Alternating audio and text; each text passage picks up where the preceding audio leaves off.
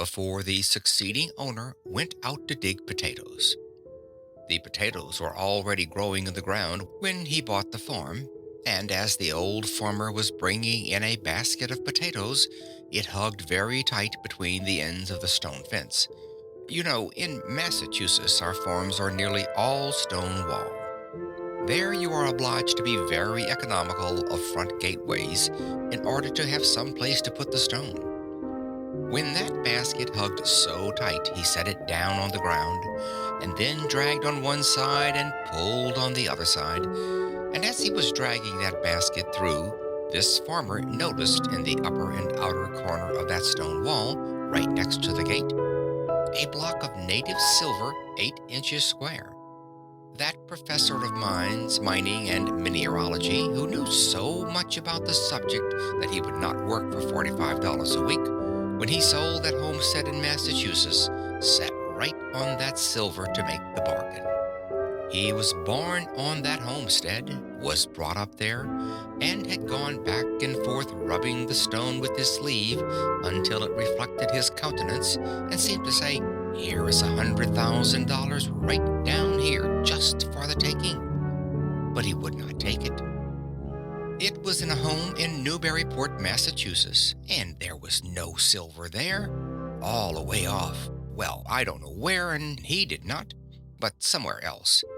And he was a professor of mineralogy. My friends, that mistake is very universally made. And why should we even smile at him?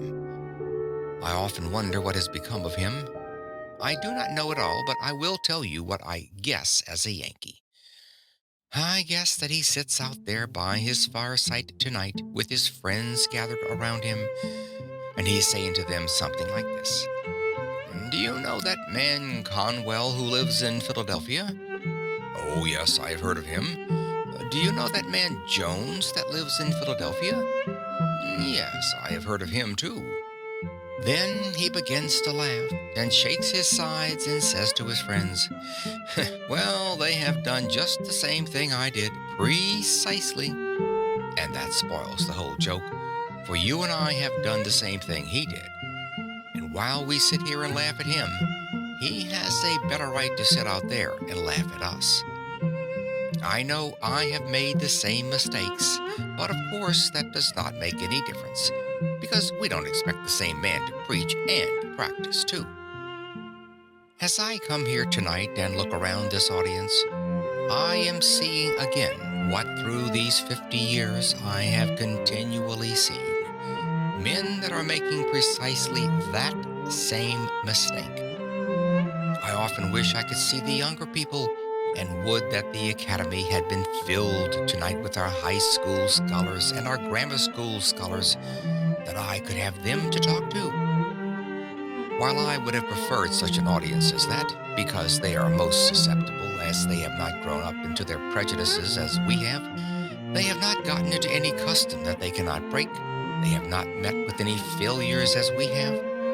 And while I could perhaps do such an audience as that more good than I can do grown-up people, yet I will do the best I can with the material I have.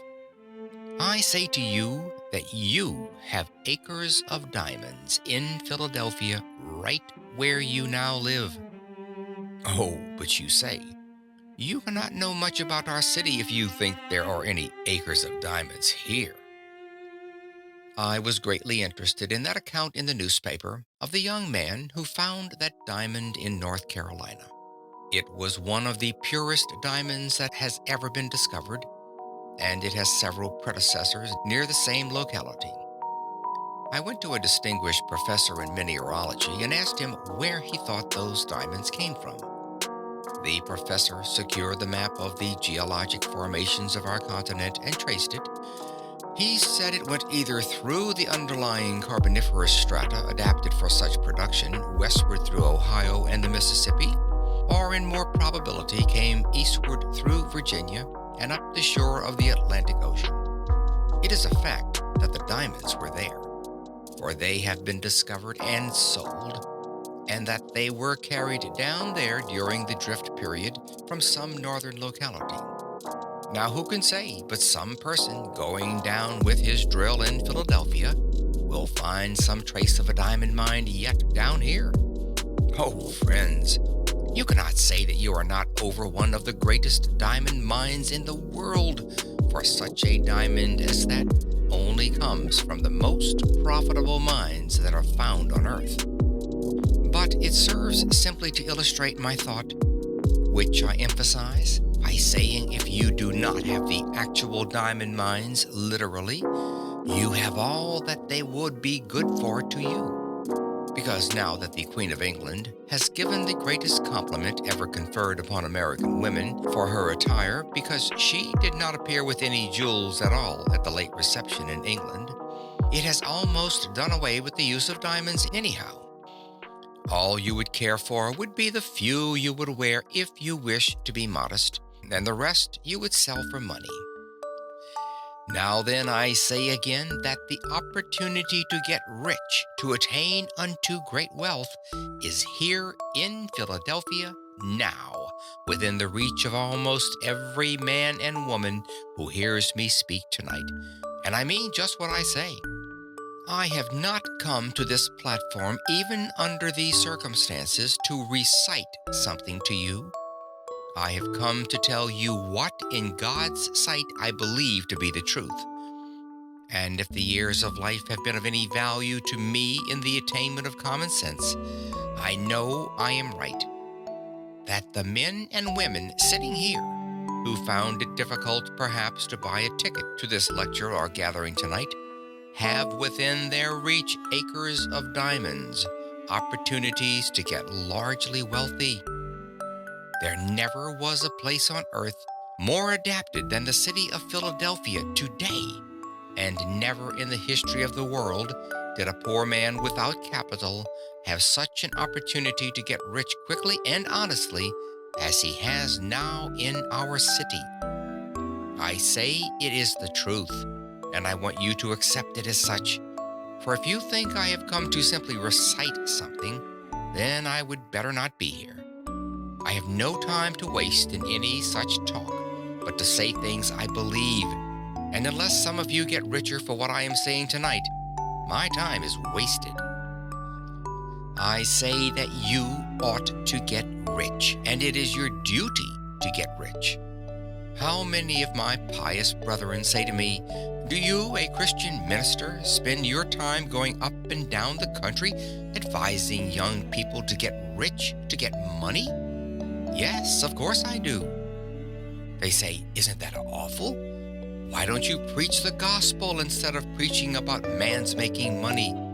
Because to make money honestly is to preach the gospel. That is the reason. The men who get rich may be the most honest men you find in the community. Oh, but says some young man here tonight, "I've been told all my life that if a person has money, he is very dishonest and dishonorable and mean and contemptible." My friend, that is the reason why you have none, because you have that idea of people. The foundation of your faith is altogether false. Let me say here clearly, and say it briefly, though subject to discussion which I have not time for here, 98 out of 100 of the rich men of America are honest. That is why they are rich. That is why they are trusted with money. That is why they carry on great enterprises and find plenty of people to work with them. It is because they are honest men. Says another young man, "I hear sometimes of men that get millions of dollars dishonestly." Yes, of course you do, and so do I. But they are so rare a thing, in fact, that the newspapers talk about them all the time as a matter of news, until you get the idea that all the other rich men got rich dishonestly. My friend, you take and drive me, if you furnish the auto, out into the suburbs of Philadelphia and introduce me to the people who own their homes around this great city. Those beautiful homes with gardens and flowers. Those magnificent homes, so lovely in their art. and I will introduce you to the very best people in character as well as in enterprise in our city, and you know I will. A man is not really a true man until he owns his own home, and they that own their homes are made more honorable and honest and pure and true and economical and careful by owning the home.